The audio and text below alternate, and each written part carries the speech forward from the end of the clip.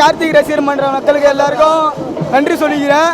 இந்த ஆளுநாள் பட ராஜா வந்து 100 நாள் வெற்றி பெற வாழ்த்து பெறுகிறேன். இங்க பாத்தீங்கன்னா ரசிக பெருமக்கள் எவ்வளவு கூட்டமா இருக்காங்க. இருந்தாலும் ரத்த தானம் செஞ்சிருக்காங்க, உணவு அளிச்சிருக்காங்க, எவ்வளவு பல விஷயம் செஞ்சிருக்காங்க. இருந்தாலும் இந்த படத்துக்காக அந்த ஆண்டவனையும் இந்த ரசிக பெருமக்களையும் மீடியாவை உங்களையும் எல்லாரையும் நாங்கள் ரொம்ப மகிழ்ச்சியோட வரவேற்கிறோம்.